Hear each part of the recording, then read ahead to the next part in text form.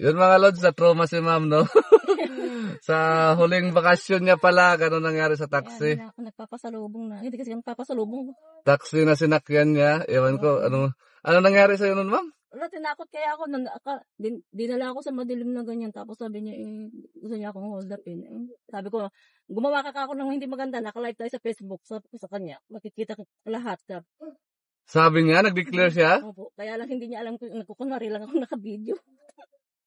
Tapos sinatid ka na niya sa ano? Opo, yun naman. Sabi Sa ko, terminal ng bus? Opo. Ihatid mo ako hanggang sa may terminal ng bus. Pag nahatid mo ako doon, i-delete ko tong live ko kako. Pero hindi na po ako naka-live.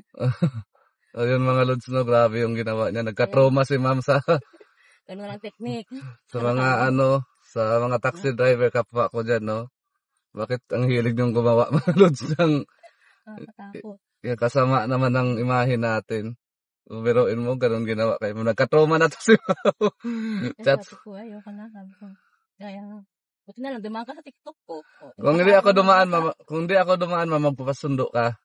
Sigurado. Ako po sa nanay ko, hindi sa Fairview. Magpapasundo ka sa nanay mo. Hindi sa Fairview. Magpapaumaga na ako dyan.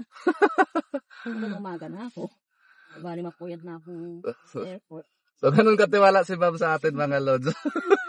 Nakikita ko naman po sa mga post, sa TikTok, yung mga comment pa ni positive, walang negative. Ikot-ikot na muna natin to. Para madala ulit. Hindi na, kasi alam ko naman hindi. Alam ko naman hindi mangyayari yun. Aray ko. Pero iba kung di natin siya sinundo, magpapaumaga siya sa airport, magpapasundo siya sa nanay niya. Babalik ako na sa amin. Babay ako na sa amin. So bagay, may ano naman dyan, OFW lands, no? Eh, kahit dun lang sa labas, dun sa may police doon. Oo. Magpapakatagal-tagal mo. At least, kahit na mabuyad ako doon nakatayo. At least safety ka doon sa police station. Ayun. Then, mayroon Kaninong number yung tumawag sa'yo sa police? Opo. So yung mga lods, no? Lakas loob. Sa mga ano pala dyan, sa mga magpapasundo, kasi wala, ang hina talaga ng internet ngayon sa airport natin, pwede kayong binibigay ko naman yung number, may katawag kayo sa mga pulis, mababait yung mga pulis sa airport. Shout out sa mga pulis dyan sa airport, shout out sa inyo mga lods. Ang babait nyo, nagpapahiram kayong cellphone. Ay katawag yung mga OFW natin. Tanong po kasi ako kung saan pwedeng makibay mo. Sabi niya, sino ba tatawagan mo yung sundo mo? Opo, yung contact kong binukong taxi, sabi ko. Halika na sa cellphone ko na lang, sabi ko. Oh, yun ganun kababait yung mga pulis dyan sa airport. Shout out sa inyo, sir.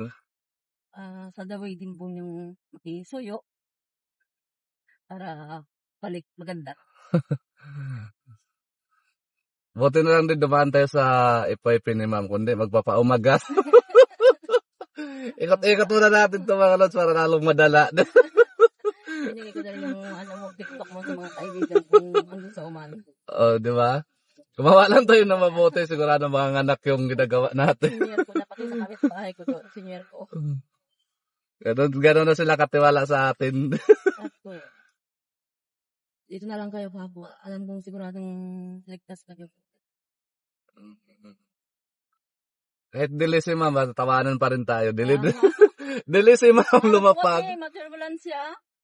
Dili si ma'am ng mga 40 minutes. Tapos tayo naman nagkamali ng punta.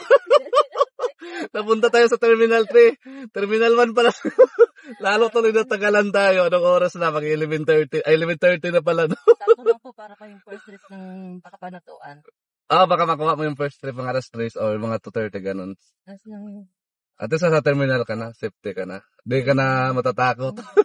Dito maraming CCTV. At least may mga gwardiya pati doon. Doon ako upo sa tapat ng CCTV.